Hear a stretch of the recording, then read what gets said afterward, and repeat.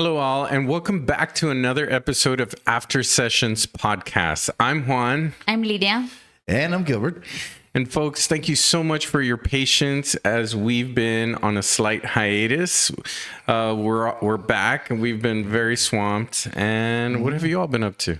Well, I think March was a busy month for all of us, right? I feel like I've been saying this for a long time already, but that's how long it's been, like writing the final chapters for my dissertation, and I'm getting ready to publicize, ready to propose, ready to defend it, right? Yes. So Yes. it's I moved, so we bought a house.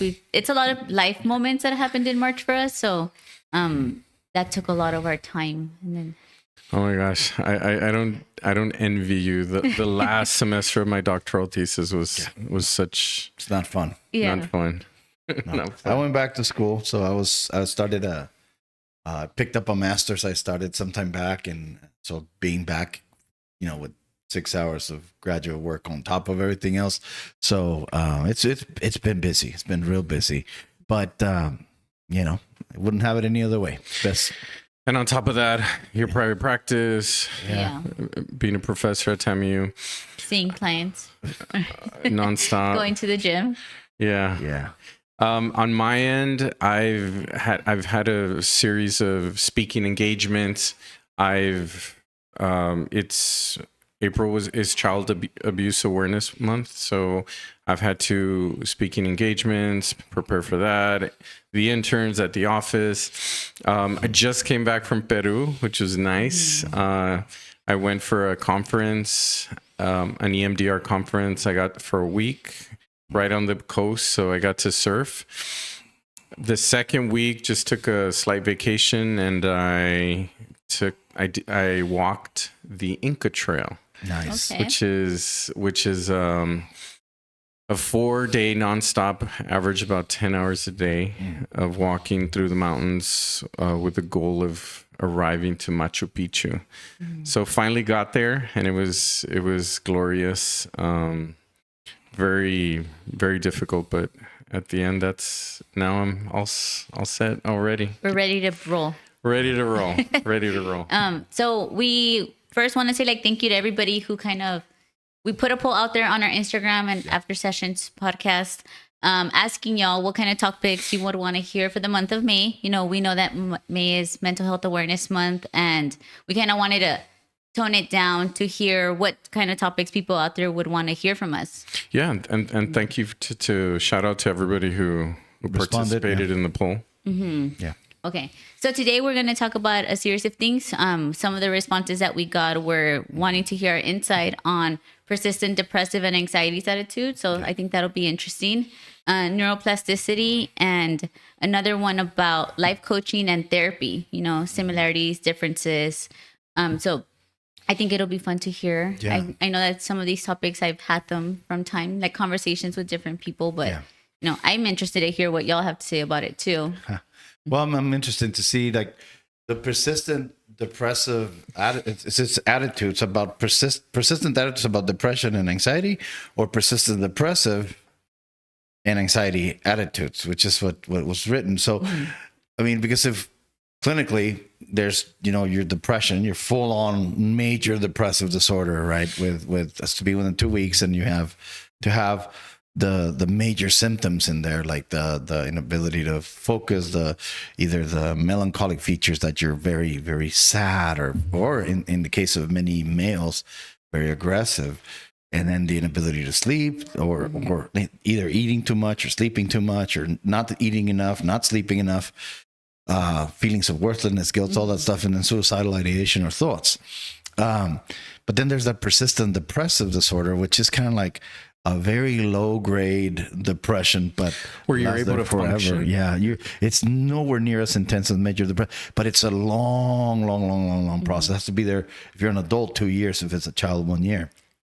Yeah, and before you go forward, I kind of want to put that disclaimer out there, right? As we're talking about this, for when people are hearing this out and kind of noticing maybe like those patterns or something sticks with them, this isn't like of any sort of like formal diagnosis, right? Of course, they have to go yeah. through this whole process. But if you're listening and you recognize this inside you or in somebody else, Yeah. just to know like what could be like a good start, or just like what we've encountered in our private practices. Absolutely. Absolutely. I think as I'm hearing Gilbert talk about all the symptoms, and not to mention all the anxiety symptoms, the just the whole concept of that could it's more than enough to explain why people are stuck in life. Yeah. Which I think ties beautifully into neuroplasticity, because neuroplasticity is essentially the belief that our brains are not stuck, they're not fixed. I mean, we can always change, we can always improve. Yeah. So yeah, those are good suggestions from our polls. Yeah, but I also see how they can be, like the opposite, right? Because with the persistent mindset, we could kind of describe it like if it's a loop. We're kind of stuck on it, and I wonder like how long it would take for someone to recognize like these loops are happening within them. Yeah. And that not fall into like the negative cognitions that usually follow after. Yeah. I think a lot of it has to do with bad habits, which is what I tell a lot of my patients, which probably sometimes get upset because I tell them, I was going to ask, why do you all think people are stuck? They can't get out of the funk, and a lot of it is just simple bad habits. I think the question, and I don't mean this in a disrespectful way, because I hear this a lot, and I tell my patients, it's not that people can't, it's that they won't. And that's not because I just want to stick here and suffer. Is because they don't know how to manage it, and they've done it so long that it's become second nature. So their brain, like we talked about plasticity, has wired itself to do that, and that's kind of what it's been created to function that way. So what we need to do is start creating and rewiring it in a different way, but that means basically having to learn an entire new skill set and practice it for it to actually really stick and for the change to happen. Repetition and practice. Exactly. But I think getting into it is kind of difficult for a lot of people. Maybe they don't recognize it, that it's a bad habit in the first place. Yeah. I think I would see it very commonly in relationships, right? When we see clients going through the same type of relationship, but with different partners, and they don't recognize that pattern until they're talking back to us and they're telling us, oh yeah, like, this one talks to me like this, and you know what? It reminds you of this person. It reminds you of this. Yeah. Yeah. Essentially, we're a mirror to people, and I think that's the beauty of coming to psychotherapy, because you have someone who's listening attentively and identifying the patterns, and then just mirroring it back to you. Yeah. I think that they don't start intentionally making themselves depressed or anxious, but I think those are defense mechanisms, survival mechanisms that are adopted, and they're maladaptive. They're adopted. I love that word. And they never change them, and they work under those auspices. But the minute you get out of that and you start generalizing it, then it becomes problematic. So the general thing that I see, the trend that I see with a lot of folks who are, for example, depressed, generally they're stuck and investing and fighting to get a better past. Now, really think about the futility of that, Yeah. And your anxious folks are going to be more stuck in the future, trying to control the future, which is trying to control things that are outside of their control. So that's generally the trend that I see. I mean, if we're going to get to how do people get there, it starts there. Yeah, I heard one of my favorite guys, his name is Dr. Daniel Siegel, neuropsychiatrist out of California. He gave a talk once, and and he said, is the past real? Is the future real? And the answer is obviously no. The past isn't real because it hasn't come yet. The past, some people can argue that it is real, but in reality, it's not, because it already came and went. So he said, and I'll never forget this, really cool. If the past isn't real and if the future isn't real, then the only thing that's real is the present.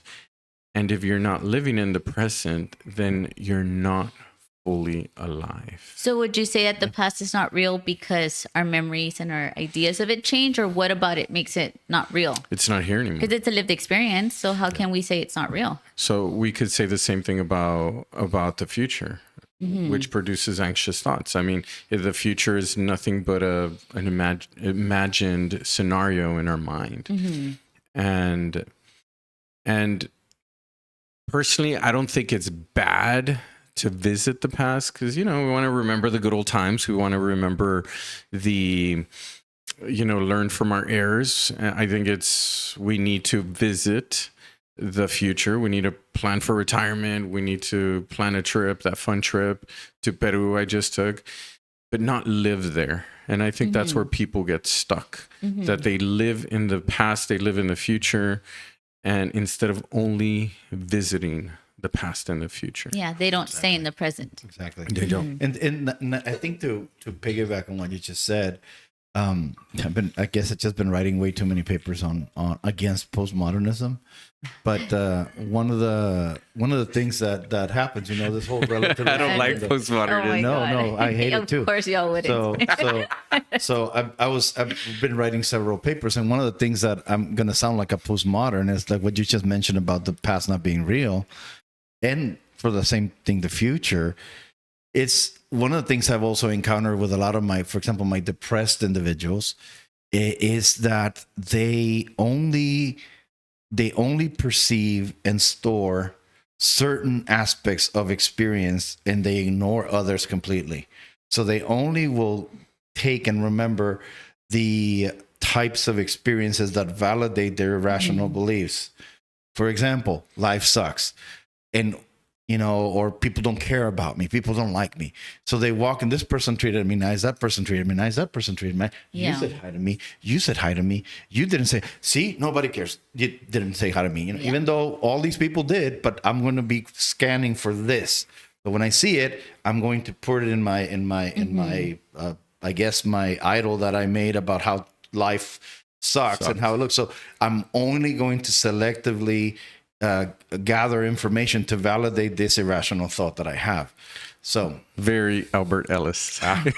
Well, hey, I was very much influenced by that guy. It kind of reminds you of those clients that we hear that they're expecting the worst, right? And when it's like, it's 'cause I'm ready for the worst. Whatever's going to happen, I'm ready for it. And it's called being a realist. Yeah, or it's too good to be true. Yeah, exactly. But I think going back to what Gilbert was saying, and I really like that, it's a defense mechanism that we form. Yeah. And I think this is the important part. It's important to mention that defense mechanism might have worked for me when I was a 10-year-old foster kid in a foster home. Yeah. And repeating what Gilbert said, I'm an adult now and that no longer functions. And so applies to me it anymore. no longer applies. So I can't be that one trick pony and apply what worked back then to the present or to the future. Exactly. We have to evolve. Yeah. And exactly the same thing, it both faith and fear, therefore anxiety, require a strong belief system. But one of them is going to be towards good, and the other one's going to be towards something catastrophic happening. So what will we say to people when they say that change feels hard? It is. It feels hard because it is, and because there's some people that don't do well with change. They like things to stay the same. I mean, if you look at for example, folks who are, if you look at the big five, right? Costa and McRae, the big five theories of personality. If you look at openness to new experience, people who are low on that, they're going to like things to be the same way. They're the ones that are going to go to the new restaurant and, ask for hot dogs or the chicken nuggets because they don't want to try something new because that's what they're used to, So, but some people are going to do well. And now some people are not going to like change because there's anchors, there's stuff that they've experienced with change that led to a negative experience, and they're afraid of re-experiencing, if that makes any sense. Yeah, I get you. Yeah. And I could see it because I feel like right now there's all these like podcasts, we have AI that we have to also take into consideration Yeah. about how with change, sometimes we hear people like just like preaching or saying like, you can do this, forget it. Like you are stronger than what's happening Yeah. out there. But for some reason, people still, it's not enough. Like the messages that are out there is still not enough for them to want to make that change. Yeah. Yeah, I think what I've heard as far as AI from some of my patients is they get validated. They get validated. Now, going back to the whole Albert Ellis being very confrontational and looking at the reality, the AIs, that's all they do. It's just straight validation. I kind of use this little phrase, stroke and kick. Stroke, I think, to answer your question, Lydia, what do we tell people that believe change is hard? Well, stroke and kick. A stroke, validate them, because it is hard, it is difficult. And the kick comes where we look at the reality. We identify those irrational beliefs and then slowly challenge them. Yeah. One of the things I tell my patients along those lines is like, what's scarier, to stay where you're at or to change? Yeah. So you tell me, you have to make that decision. Yeah. It's not that people want to stay stuck, right? Yeah. Because obviously they're coming into like therapy and they want to talk about it. Yeah. So obviously they're taking that step. Yeah. It's about them like kind of realizing that their brain has learned a pattern and Exactly. how do we feel unstuck from that pattern. Yeah.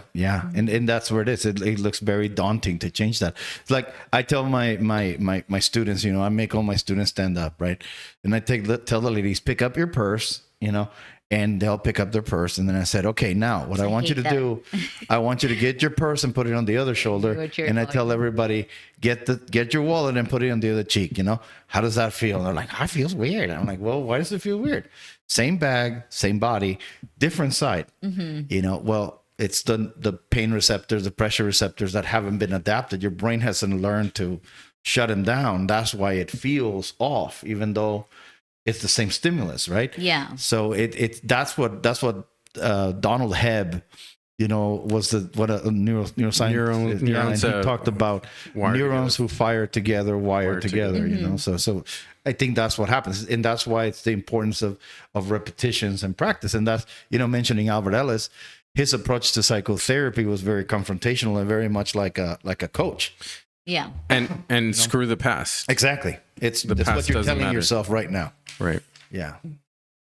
And a lot of people can't handle that, and I feel that there's therapy for everybody, right? But like my approach is very confrontational as well, where we see the pattern and we're not going to confront them about it. We're not going to talk about it. Yeah. We're not going to address the elephant in the room. And sometimes I like to sit there and just see if they themselves can see the pattern that they've been creating before, but they can get that for free from their friends. Like, you go, Queen, you got this. You do, keep them. You can get that for free. You come to therapy, and if I do the same thing that everybody else is doing, then you're not getting therapy. So and that's why I tell them, like, oh, well, Dr. Salinas, it's because I can't. But I'm like, listen, I'm going to tell you something I learned from one of the coaches. I learned from one of the great names in powerlifting. His name's Scott Mendelson. Well, it was Mendy. And he says this. He's something to the effect of, in my gym, you can say the F word all the times you want. It's not going to affect me. But there's 2 words I will not accept in my gym, and that's can't and try. Because those are escape words. In this gym, you either do or learn to do. And I tell my patients the same thing. I will not accept a can't or a try. But I will take a won't. What about but? But okay, if they start doing yes, but, then I start confronting them about that as well. Yeah. Absolutely. Just as bad. Yeah. Yes, but game. You mentioned about like friends, right? And it reminds you about life coaches. For me, at least, what I've been seeing and noticing that a lot of people are turning to life coaches instead. I've actually had like a couple clients, like, it's only like a first session, but you could tell what they're looking for is a life coach and not therapy. I haven't really had that experience here in Laredo. I think I've been here for a little bit over 10 years, and life coaching was very popular in the Northeast and the Boston, New York City area. Not Not I haven't had that much encounters with life coaching and stuff like that. Have you guys? I no, well, not. I know people who are going in that direction because it's kind of like an easier path than to go and get a license to be a therapist. But what I tell people is this: okay, do you want to get like a massage, and you want a massage therapist to work on you if you need orthopedic surgery? Mm. You know, so that's what I think. I mean, yes, it has a purpose to a certain degree, but I think psychotherapy is far more intensive and far absolutely. more profound. So would you define life coaching as Therapy light. light therapy, or perhaps something that's maybe I'm overall I'm regulated, overall I'm good. I just need to kind of little Well, with life pep coaching, talk. everyone's like future oriented. Like they want, you know how we tell them, well, at least I do. We're not going to give you all the answers, right? They come to you and they want us to tell them specifically what to do, you know?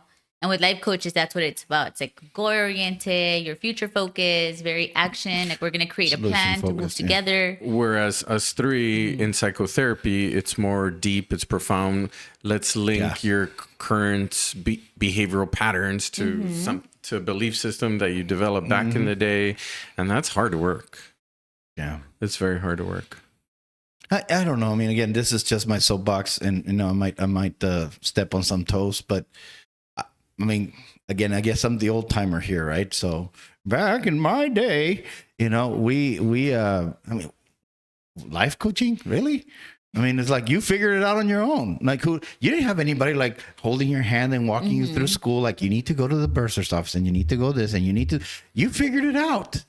You know, and you made it happen. I could see why you don't like postmodern. Oh, absolutely. It coddles people, man. It makes people, yeah. Well, we have to take into account that the generations are so different. Yeah. You know, and that's why I said like maybe not everybody is comfortable with like the confrontational approaches that we have and just nipping it in the bud like as soon as we notice a pattern starting rather than just actually doing the work. You know, so some people prefer the life coach because they want to be told what to do.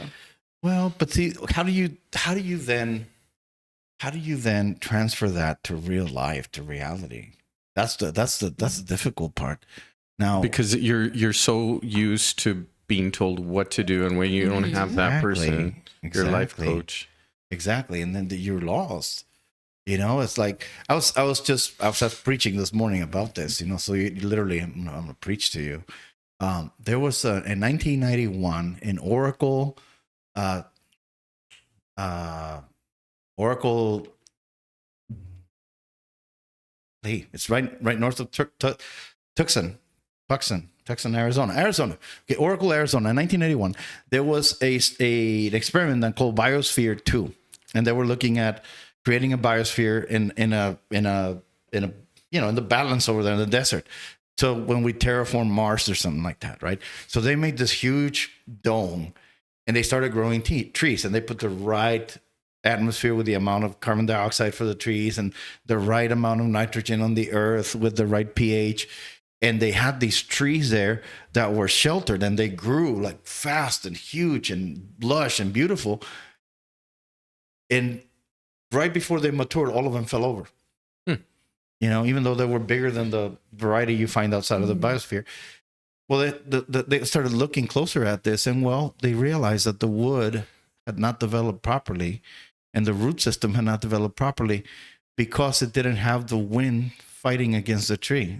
They didn't have the resistance from the wind. So the twisting of the fibers in the trunk made it weak. And the root system didn't grow enough because it didn't have that resistance from the wind. So again, when we over shelter trees, they die because they can't survive. But what are we doing to ourselves and to our kids and to all of that when we overprotect them?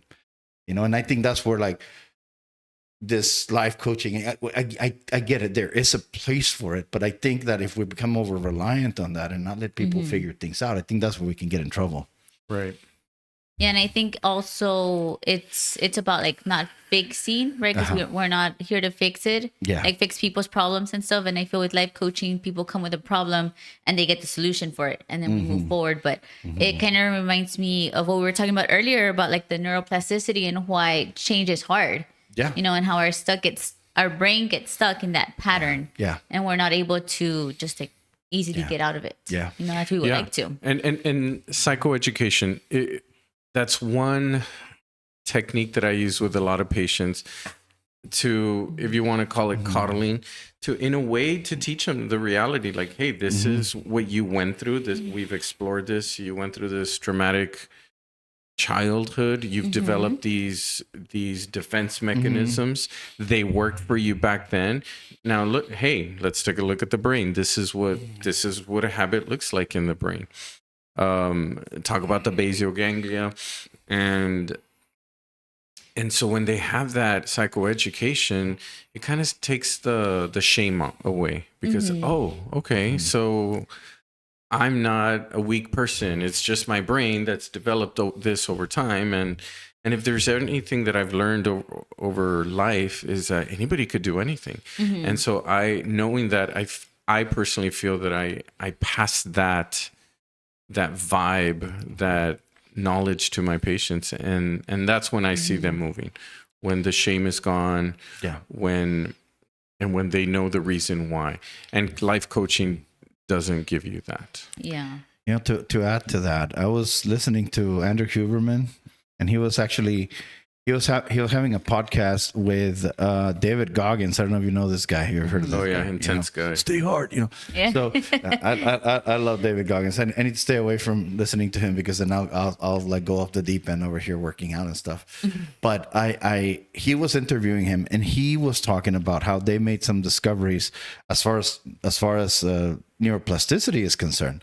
That there's a part of your brain. I don't even want to say the part, because I think it's this, but I'm not sure 100%. He says that there's a part of your brain that when we do things we don't want to do, all right, but things that scare us, but we do it anyway, that part of the brain actually enlarges. It gets bigger. And they've done studies with athletes, like high level athletes, high performance athletes, with people who are, and they've done that, and they actually checked that in those people, it's going to be much larger. People who do PhDs, people who do things like that, it's going to be much larger. People who get up at 5 a.m. and, do their workout and do all that stuff, it's larger in them. When you actually compare that with people who have, let's say, who are obese, morbidly obese, these people are going to have much smaller. That part of the brain is not going to be as developed, and that's their inability to stop themselves, from doing certain behaviors, because again, it's a lack of practice. So essentially, the message is, if there's something I know I need to do, but I'm afraid, push through. Yes, you have to push through the discomfort, which is what I say all the time, right? We're going to do things, but we're going to do them scared. Yeah, but we're still going to do it. It's not going to become our excuse to not do it. Exactly. Yet many people, and see, I think the vox populi, right? The voice of the people right now is going to be, oh, no, don't do it if you don't feel like it, because you're not ready. No, the thing is, push yourself. Yeah. Push yourself. Against, Dr. Salinas, I know you want me to go exercise, but I don't have any energy. Well, you don't have energy because you don't exercise. So you need to force yourself to do this. You need to force yourself. And that's what will start changing things. I mean, again, speaking again of these changes, the neuroplasticity, if there's anything that we know that we can link to neuroplasticity, is this chemical called BDNF, brain development neurotrophic factor. And what's the only way we get that? Muscle contraction, and that's what actually helps certain parts of our brain. The hypothalamus, the thalamus actually start increasing connectivity in our brain and actually helping it rewire itself. Yeah. So I was reading an article in the AARP, and it said exercising reverses the aging process in the brain. especially in the hippocampus, which is the seat of memory and learning. So essentially, the hippocampus, the brain scans were shriveled up like prunes. Yeah. And the people, they started to exercise, and the amount of exercise that was needed wasn't that much. It was 150 minutes a week, which is nothing. You had to break a light sweat, and your heart had to be palpitating a little bit fast. And if you did that, the aging process in the brain reverses. Yeah. Well, I mean, what's the number one predictor, or actually not protective factor against Alzheimer's? Yeah. Exercise. Yeah. But yeah, that all of this comes together. All of it works together. You can't just do this or that. You have to do all of the different things. And it takes time. You know, I feel that with social media, and I see it a lot with my adolescent and like children clients, where because of the time that we're in with YouTube and TikTok, is that when they make a mistake, or they're trying to do like a new like gymnastics move or something different, right? And they see a YouTube video, they try it and they fail. Yeah. I feel like this is deja vu or something like that, because I don't know if I had a patient that's a gymnast that she became depressed because I didn't learn as fast as a little girl in YouTube. Yeah, and I've seen, I mean, a lot of the adolescent clients that I've seen are in that exact problem right now, where they want to do things so quickly and then it doesn't happen, but not even just with the extracurriculars, but in school. Yeah. You know, they see people taking these time tests and they're doing it super quick, but they're not at that level. So instead of practicing or studying, they beat themselves down on it. And I feel like when we talk like our adult clients, like, hey, you know, you're going to do something and you're not going to be good at it the first time, but we're going to do it again and we're going to do it again. And you're going to notice within days, weeks, months ahead of time, we're not going to be in the same place we were before. But why is it that we don't want to do that? Because they only see the results. They don't see the process. And a lot of these social media things are curated.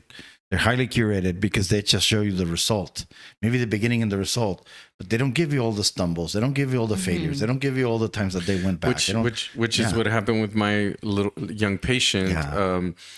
She wanted to do some gymnastic move. The person in YouTube did it 4 times, and at the end of 4 tries. Which in the real world is very unrealistic. Yeah. At the end of 4 tries, she did it. And so my patient was kicking herself in the butt for not being able to do it as fast.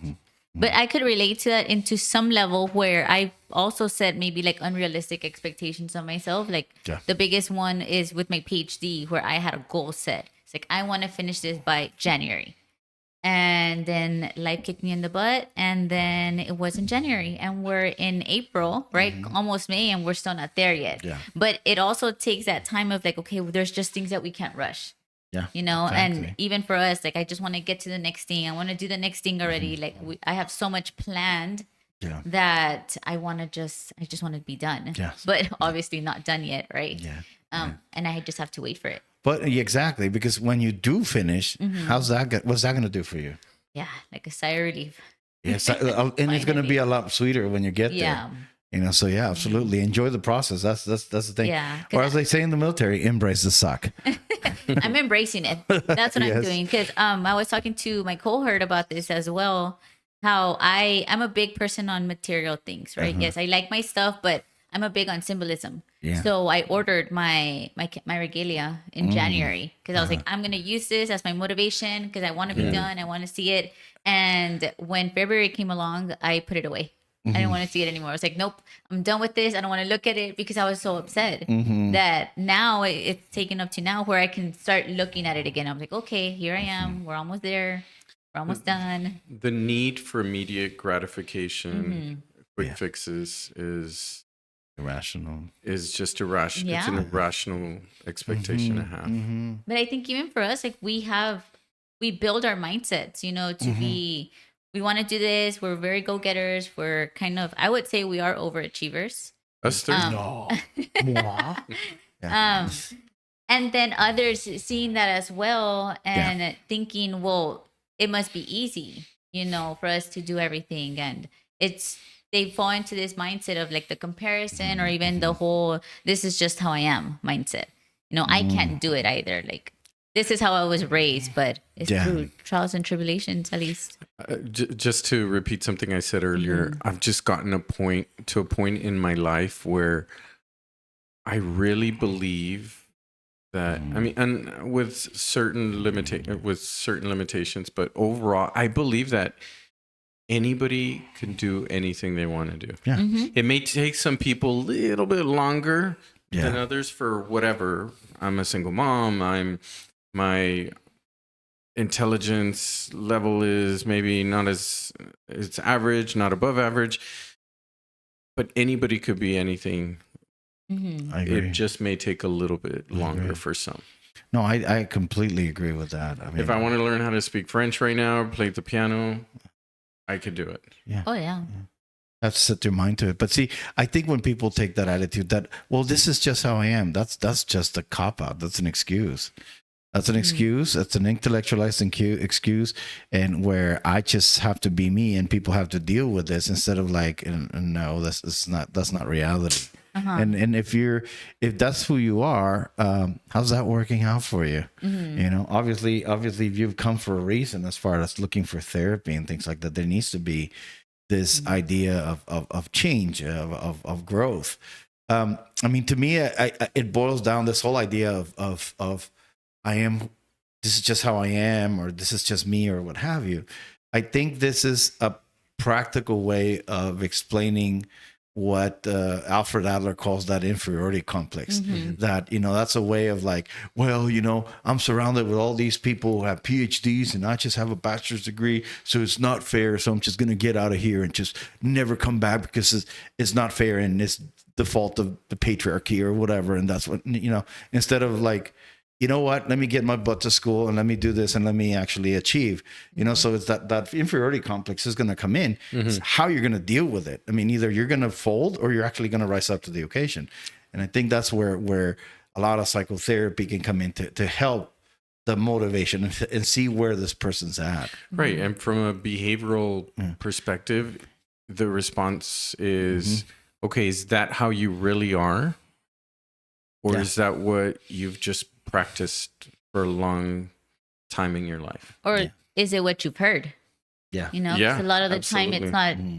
I always like to point it out to people. It's like, is it you saying this, or is it because you heard this from someone else that it became the voice inside your head? Yeah. Exactly. And that allows for people to separate. It's like, oh, this isn't me talking. Like, I wouldn't think of myself like this. I can do it, or I have been able to get over these things. It's just that the narrative that people are painting around me, it feeds into that mindset. Yeah. We see the door locked. It's like, oh, okay, cool. I'm just gonna walk away from it and not try another door to try to get Breach through it. Yeah. No, absolutely. Absolutely. Instilled messages, what people have behaviorally practiced for many years. But it all comes down to what Lydia was saying. It's a belief system. The belief system. And not only that, I mean, if this is who I am, it becomes an ontological thing. It becomes an identity thing at that point, which is dangerous, because if you identify with this, then the minute that's not there, then you have your entire foundation of who you are on some very flimsy ideas that don't necessarily line up with reality. So the comeback to someone is, okay, that sounds more like a habit than your actual identity. Yeah, exactly. And Exactly. so is it something that you've practiced for a long time, that you're like this? You're just bad at relationships? Or is that something that a behavior you've practiced because someone instilled a belief system in you very early on, and you just chose to believe it over time? Yeah.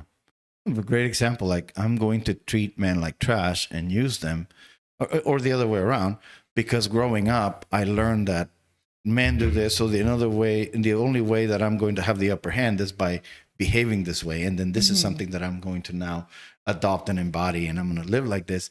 But then that leads me to hurt and further the cycle of things that I'm trying to run away with, and unintentionally fall right back into it. So I think that's where understanding the underpinnings of a lot of this, of where it comes from, I think that will really start giving a better context of where the change needs to come from. And I think it was it Rogers who said this? The more you pretend to be somebody you're not, the less you change. The more you pretend to be someone you're not, the less you change. Carl Rogers, do you think? No, that's what I'm saying. I'm questioning. So it might be good. Might be Fritz Perls. Anyway, Frankel? so Frankel might be. I don't know. We'll find out. But it's that I've heard that before, and it's so true. We need to truly, understand ourselves deeply to understand where all of this comes from, so that way we decide what to do, embracing that shadow, right? But that reminds me of something that people say is like, I'm just gonna fake it until I make it. Yeah, until they don't. I've never liked that saying. I don't like it either. No, but there's some truth to that. I mean, to a certain extent, I would say. I heard I don't like that the way that's phrased, but I do believe in the spirit behind it. I heard this monk once use a different way, and ever since then I just started to use it.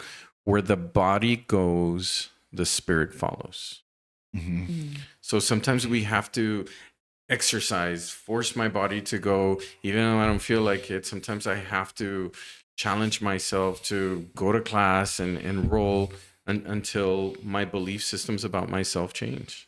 We embrace the suck, or we trust the process. Yeah. Right. Yeah. It's also like, it kind of reminds you of letting go, right? Yeah. Trusting ourselves, control. It opens the door for like so many things that we've noticed. Right. But and ultimately, going back to one of the original themes that we're talking about, therapy or life coaching, what are we talking about? We're talking about action. Before the action, we have to come to know ourselves, why we are the way we are, why I continue to do these things that keep me stuck. And that self-awareness can only happen, in my opinion, in psychotherapy. It's exploration, insight, and action. The 3 steps. Exploration, explore why I think the way I do, why I behave the way I do, why I feel the way I do, where that comes from, link it to the past, get that insight, that aha moment, and then make the plan to move forward. Yeah. What are you going to do with that after that? Yeah, absolutely. But I think also, one of the things that is important to note is the people around you. Who you surround yourself with. If we surround ourselves with other folks who are stuck in the negativity, who are stuck in the same processes, if you hang around with 5 people who are depressed, you're going to be the 6th one. If you hang around with Jim Rohn said that. Yeah. Jim Rohn said, "We are the summation of the top 5 people we associate with." Yeah, so, exactly. So if I have 10 friends, but I really hang out with these 5, and these 5 are healthy friends, well, I'm gonna develop those healthy habits. But if these 5 friends or family members are unhealthy, after a while, I'm gonna walk like them, talk like them, wear their clothes, share their same ideas, and I'm gonna be stuck. Yeah. I think it was King Solomon that said, if I associate myself with chickens, I'll learn to squabble at the ground for scraps. If I associate myself with eagles, I'll learn to soar to new heights. Yeah. So the environment is very, very important. Absolutely. Because that determines everything. I mean, that's why we see, if you have a group of, let's say, divorced individuals and they're bitter, well, guess what? You're going to be feeding the same thing. And if you're married, the likelihood of you becoming divorced is very high. Because it's going to create that peer pressure, and that same worldview is going to start permeating everybody there. So if it's either depression, if it's resentment, if it's bitterness, if it's anxiety, if it's what have you, it's going to feed. If it's health, if it's working out, if it's achieving highly and high degrees, things like that, that's going to be motivating and something that Solomon said, iron sharpens iron. Iron sharpens iron. Right? Yeah. Yeah. I hated it's when our parents I would Los hate refranes. yes, I would hate when they would tell me exactly that. Dime con quién andas y yo te diré quién eres. I hated that as a kid. It's so true though. I know. I was about to say, I It's hate how so true true. it was, though. It's very accurate, from any school of thought, mirror neurons, the King Solomon, the biblical perspective, it's very accurate. Bad company corrupts good morals. Yeah, just like I just had that in my refrigerator. Yeah. There was like a rotten strawberry and then touching a perfectly healthy one, and then Gets fuzzy. it got fuzzy with mold. And so yeah, it's the environment is very necessary. And unfortunately sometimes it's also family. That's the worst. That's the worst when the people that are supposed to be there for you and in a very healthy way are the ones that are Unhealthy. unhealthy. Yeah. So I think what we can kind of close on when we're talking about, change and our patterns of behavior is just, what does growth look like in your life, like right now? I feel that growth looks differently depending on where life stage you are, right? Maybe some of us are more ahead, right? Y'all are already doctors. You often reference back to your time when you were in the same shoes that I am, and just, kind of focusing on the real versions of ourselves and not like these highlight reels that we're seeing online or what we talk to about each other, 'cause sometimes people don't talk about the hard stuff. We only talk about the good stuff. And I think that's social media in general. I think another thing is a comparison. Comparison is a thief of progress. It's I'm not going to do anything if I'm compare myself to someone. Yeah, period. Because they're just in different life phases. I think another thing, you just sparked something in me when that says that that comparison is, you say, is the thief of progress. I think the enemy of progress is success. Because if you start becoming successful and you get comfortable, then you can just kind of chill out and just kind of get stuck and stagnant instead of constantly pushing yourself. I had this patient many years ago in New York City, captain of the high school quarterback, captain of the team. Yeah. Just the most popular guy on campus, got drafted into some major university, and he partied out of university, flunked out, and he was a 50-year-old man, but he lived in the past in that success. And so I think that's such a good point, Gilbert, that we're not our past, we're not our failures, but we're also not our successes. And I think that's a good attitude to have to keep us growing. Learn from that and keep looking ahead. Where do I need to grow? I've grown this way. One of the things I tell my athletes, that the only way to grow is to look at our weaknesses and then make the weakness a strength, and then systematically pick the next one and move on, and the next one and move on. And it's kind of like a conveyor belt, right? But I think that keeps the progress moving forward. But it's something that you have to have a deep look at yourself and really have that courageous conversation and say, you know what? I need to fix this. I need to fix this. I need to fix this.